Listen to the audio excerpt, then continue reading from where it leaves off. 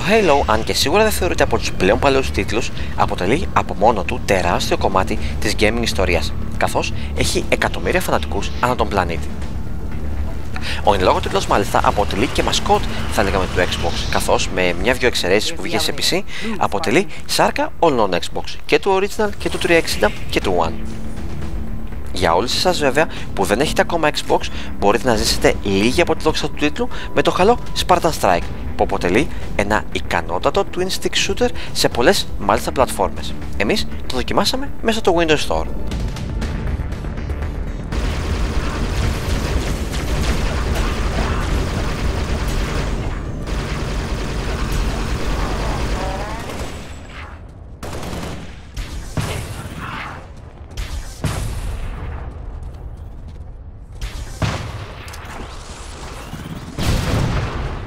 Αρκετά βέβαια με τους προλόγους.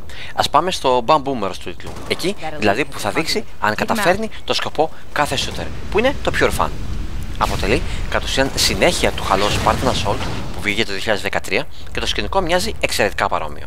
Βρισκόμαστε σε εικονικές μάχες με σκοπό την εκπαίδευσή μας στον υπέρτατο στρατιώτη.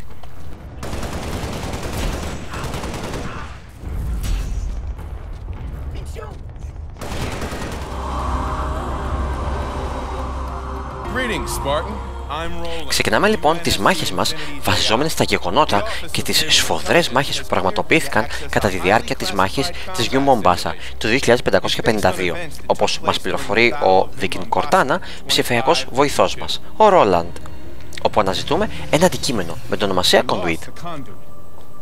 Ο τρόπος μάχης είναι αυτός που πλέον έχει καθιερωθεί γενικά σε touch περιπτώσεις, είτε μιλάμε για iOS, είτε για Android, είτε για Windows Phone και το καθεξής. Δηλαδή είναι η λύση του Twin ή και Dual κατά ορισμένους stick shooter. Τι πάει να πει αυτό? Με τον ένα μοχλό, τον αριστερό, χειριζόμαστε τις κινήσεις μας και με τον άλλον μοχλό, το δεξί, τη στόχευση του όπλου μας. Ο τρόπος αυτός απαιτεί αυτόνομες κινήσεις και μάλιστα εξαιρετικά γρήγορες.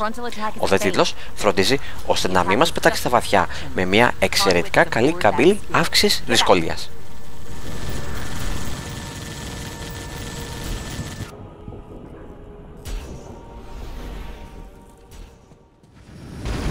Οι αντίπαλοι εχθροί, τα όπλα, τα οχήματα, όπως και τα μέρη της μάχης είναι από το σύμπαν του Halo.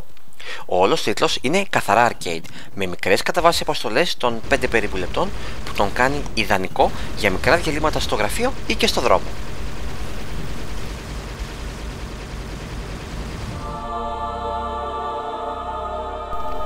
Εντύπωση και μάλιστα θετική μας έκανε δυνατότητα πριν από κάθε αποστολή να αναβαθμίσουμε τα όπλα μας για την επόμενη, έστω και υποτυπωδώς, είτε με arcade όρους, με τη χρήση των CR Points. Τι είναι αυτά? Είναι πόντι που, όπως πολύ καλά μαντεύετε, μαζεύουμε σε κάθε αποστολή. Ωστόσο, μπορούμε να τα αυξήσουμε και μάλιστα σημαντικά με έναν τρόπο δίκο από μαχαίρι, θα λέγαμε, με την αύξηση δυσκολίας της πίστας μέσω 2 σκάλες.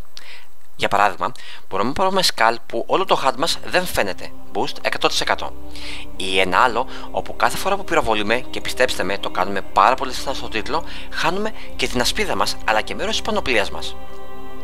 Να σημειώσουμε εδώ πως με τα CR Points μας μπορούμε να πάρουμε και κάποιο booster για την ασπίδα, τη δύναμη πυρός ή και το σκορ μας.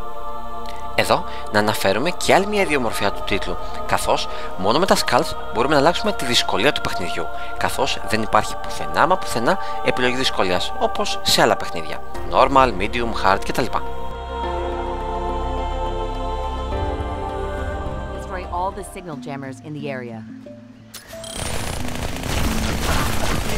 Τέλος, οπτικά, ο τίτλος είναι όμορφος, σαφώς βελτιωμένος με τον προκάτοχό του, χωρίς να εντυπωσιάζει, είναι η αλήθεια. Ενώ οι απαιτήσεις του είναι πραγματικά μηδαμινές, κάνοντας τον τίτλο ιδανικό ακόμα και για υπολογιστές που δεν έχουν προσφάτως αναβαθμιστεί.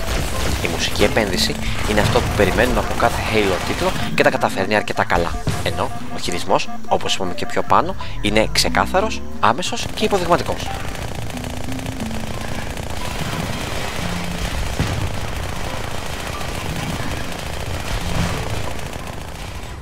Συνοψίζοντας, για μικρά gaming διαλύματα μην διστάσετε, ιδιαίτερα αν είστε οπαδοί του Master Chief, αρκεί να ξέρετε τι πραγματικά σας περιμένει. Στα θετικά του τίτλου, ότι είναι ένα γρήγορο shooter, έχει καλή τιμή, έχει έξυπνο και απλό upgrade system.